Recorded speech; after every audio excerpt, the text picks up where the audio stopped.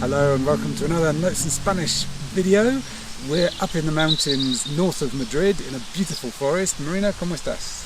Pues muy contenta porque estamos sentados aquí debajo de un pino maravilloso. ¿Tú cómo estás, Ben? Super feliz. Me encantan los bosques. So we've got a question today from Darshan, who asks us the difference between persona and gente. And at the end, we're going to give you a super slang way of saying the same thing, one of my favourite words. So to begin with, persona, gente, Marina, what's this all about?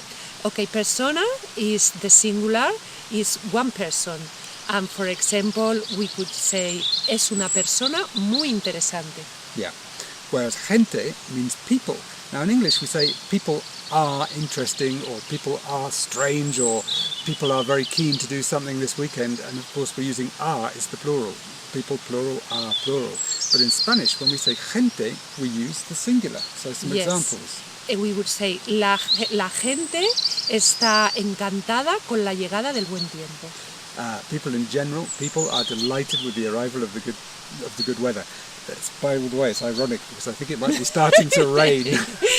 Well, it's been very nice up until now. It's been very nice, but it may be starting to rain, so we'll see how long we can get through this video. You have another example. A la gente le gusta mucho ir a las terrazas los fines de semana. So le encanta, they love, singular.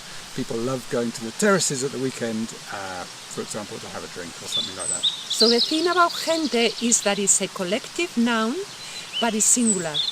Yeah. And it takes the adjective or the other words that accompany it are in singular too. Yeah. Okay, so that's the main difference between persona and gente. Now, there's a very slang word that I'm hearing loads recently in Madrid. It might be a very Madrid thing, but it's definitely a Spain thing. I'm not sure about the rest of the Spanish-speaking world. But instead of saying la gente in a kind of casual conversation on a terraza at night with your friends, people are saying la peña. La peña. A peña, what is it? It's kind of a collective group of people, often sort of to do with an association or a club. Is that right? Yes, peñas are often found in little villages when there is a festivity, and they are groups of peoples that get together to celebrate. Yeah. And they have like a name and a place to meet. And yeah, so a village might have several peñas, and you'll belong to one of them. And that's like when there's a big fiesta in the town, you'll go and mainly do your partying with your peña.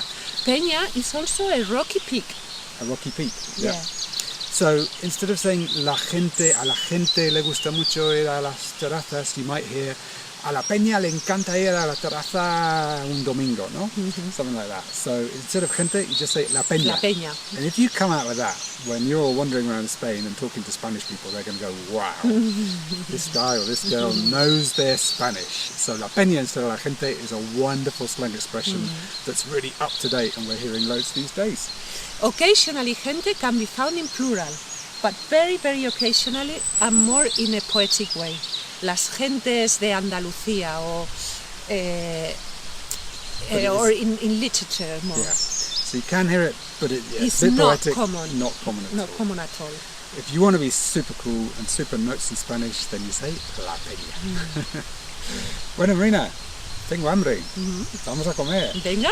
Come and find us at notesinspanish.com, listen to our podcasts. There are so many more wonderful slang phrases like la peña in all of our podcasts, and on all of the worksheets that go with them, we list the best, most cool slang, sound like a native words and phrases that we know you need to learn. So check all of that out at notesinspanish.com.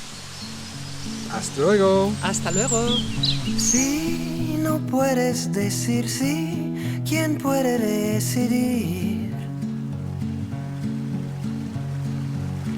Sin rodeos dice simplemente soy así.